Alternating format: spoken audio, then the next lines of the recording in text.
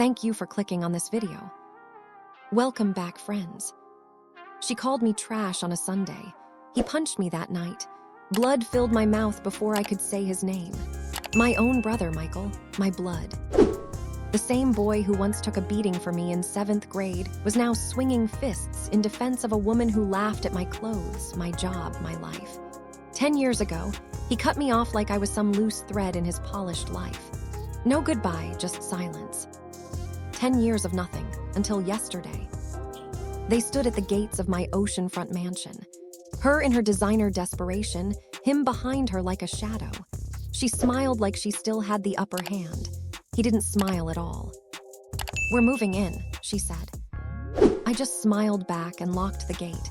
Then I walked away to get ready to speak, because it was time he learned who took his place. Michael and I weren't always different. We shared bunk beds, comic books, and backyard wars. But where I stayed grounded, he wanted more. More money, more status, more applause. Then he met her, Cassandra. The kind of woman who wore ambition like perfume and used it to choke out everyone in the room. I played nice at first. I even brought a gift to their engagement dinner. She didn't unwrap it, just looked me up and down and said, "Michael, did you invite the help?" He laughed, not because it was funny, but because it was easier than defending me. I should have walked away that night, but loyalty is a hard drug. It started small, phone calls that went unanswered. Holidays missed, Mom's funeral. He was there, but his eyes weren't. They sat across the room at the reading of the will, her hand on his knee like a leash. He didn't speak to me once. And then I saw the final proof, a group photo on his law firm's website. Caption, "The family that wins together." He stood next to her brothers. I was gone, erased. No warning, no reason, just deleted. That night, I poured a glass of bourbon and stared at my ceiling for hours. Not sad, not angry, focused. The plan wasn't revenge, not at first, it was resurrection. I took every dime I had and invested.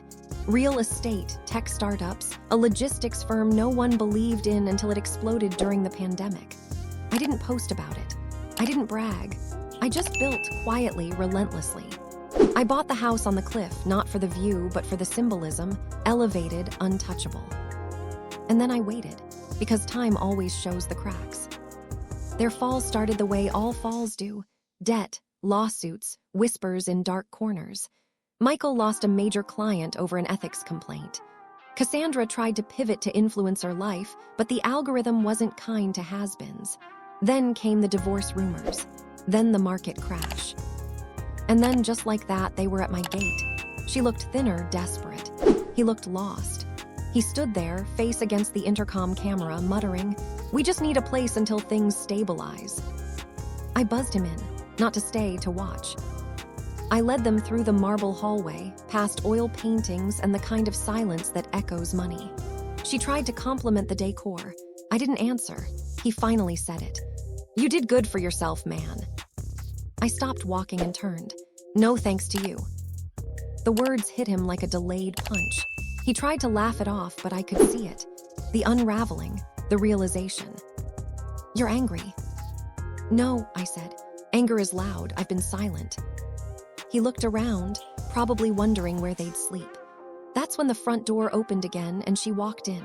Not Cassandra. Maya, my partner. The woman he once said was a waste of my time. Maya, who now runs a private equity firm and has more power in her email drafts than Cassandra ever had in her prime. She kissed my cheek, looked at them both, and said, "Oh, you didn't tell me the parasites were arriving." Cassandra blinked like she'd been slapped. Michael stared at Maya. "You're with her," he said. "No," I replied. "She's with me, there's a difference." I didn't raise my voice or gloat. I just walked them to the door they thought they'd entered to stay. "You replaced me," he said finally, softly. I met his eyes for the first time in a decade. "No," I said, "you replaced yourself." I handed him a folder.